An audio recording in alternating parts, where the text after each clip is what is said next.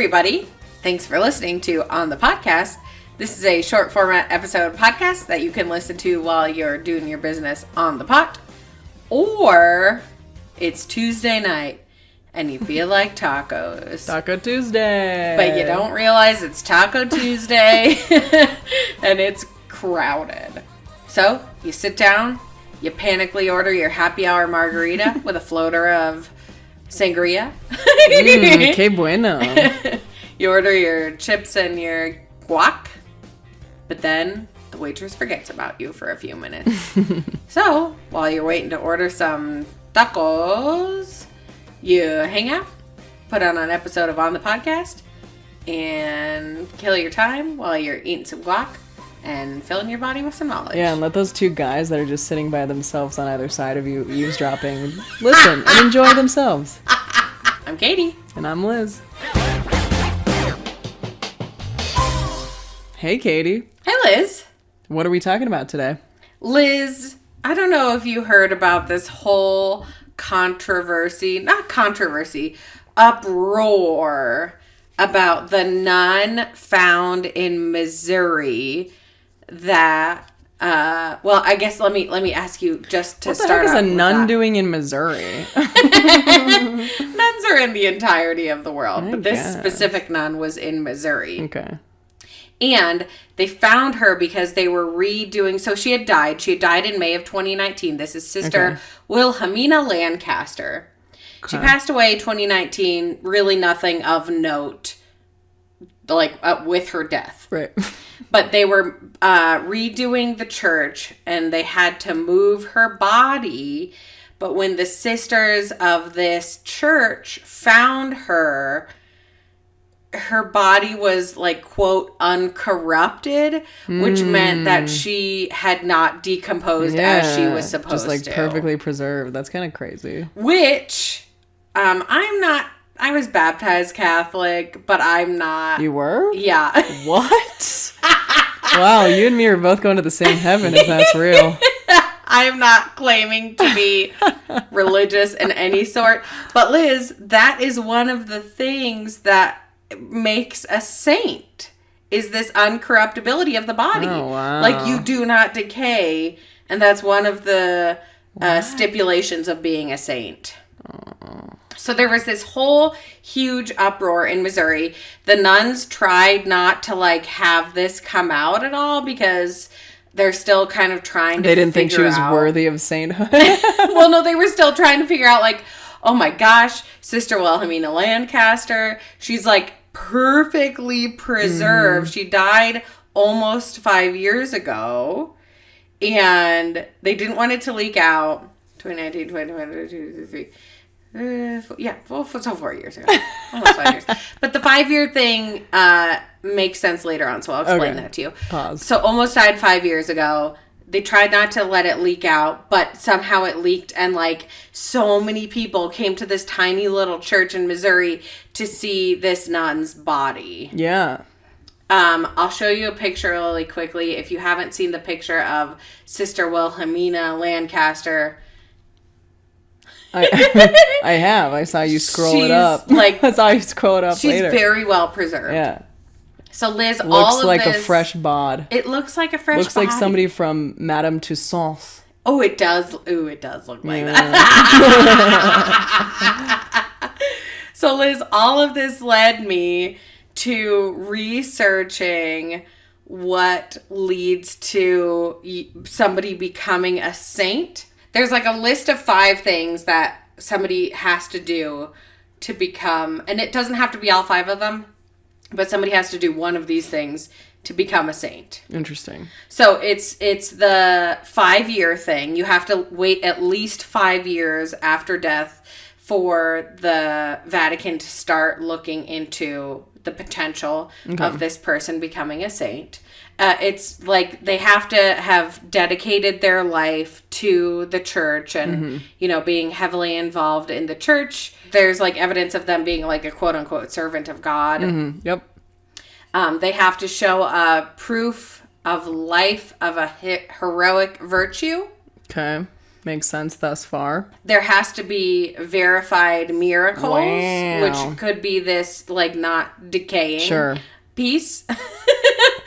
But the most disgusting one, and I feel really bad saying disgusting because it's just very weird, but I'll say disgusting because I can't think of another word, was liquefaction. Okay. Like, immediately liquefaction, when I say that, in terms of sainthood, what does that mean to you? I picture, like, Raiders of the Lost Ark. And when they open up the chest and the Nazis just disintegrate. That's kind of what I pictured as well. But there was this one saint, Saint Generis, that his blood, he was martyred around 305 AD, and almost every year since then, they have his blood in like a canister. It's a relic in like this little glass container, and it was solid. But almost every year, his blood turns liquid. You're staring at me like that does not bother you at all. No, because, like, I have coconut oil, and the same thing happens with coconut oil. Like, in the hot months, it turns liquid, and then when it gets cold, it becomes solid. But there's, like, this whole He obviously had, like, a lot of oil in his blood. He just ate french fries all the time. 305 AD, Saint Generis was like guy. Into the french fries. Yeah, he was not a healthy guy. So much so, his blood was pretty much oil. So, Liz, the Vatican holds a ceremony, what I'm going to call a ceremony each year, which is attended by thousands of peoples, and a priest holds up this relic, which has his blood in it. It is a solid when it starts, and then it is a liquid when it finishes. That's just crazy. Which keeps making me think of Indiana Jones. Which to me is like horrifying. It's disgusting and weird, and I hate to say this miracle is disgusting, but it's disgusting. I think it's cool. Liquefaction. I know, that's crazy. Imagine having to hop from like square to square to potentially your own death just to find the Holy Grail. You step on one wrong square, you're done. So we're talking about two different things here. No, we're talking about the same thing, because if you've ever seen Indiana Jones, you know there's a lot that cannot be explained. It cannot be explained. Those were two different Indiana Jones movies. I know. I'm aware of that. But both of them have some very unexplainable circumstances, and we just accepted them. So, Liz, the Catholic Church is claiming that this has never been able to be verified by any sort of scientists. Yeah. But in 1991, there were a few scientists in Italy that say this could have been simply the Italian diet of olives and cheese and meats, all very oily. Yeah, but that doesn't explain the solidity. Yeah. Because it's like dry solid, I think. Yeah. I don't know. Coconut oil. So these scientists in Italy are explaining this by the theory of thixtropy. Thixtropy. Yeah. Yes, of course, thixtropy. Yes. That's what I was going to say. I was like, this sounds a lot like thixtropy. So very similar to your explanation of coconut oil turning into a liquid. Thixtropy is a property of certain gels that cause them to become liquid when handled, but solidified when left undisturbed. The scientists that recreated this used substances only available in the 14th century to create a dark brown substance. Sure. Like what was in the vial. And granted, nobody has ever been able to actually test that blood. Like the Vatican won't allow it. So they're kind of theorizing here. Yeah. But they thought it was 25 grams of hydrated iron chloride, adding 10 grams of calcium carbonate, putting this in a closed bag, and then placing the bag in a dish and allowing it to evaporate, and then stirring in sodium chloride, and that should result in the liquid. So I was gonna say, like, could this be something that was man-made? And sure, but it seems like a lot of work. It seems like a lot of work. Their theory is like somebody in, like, when around the time that Saint Janarius died, like, was tricking people and made this liquid.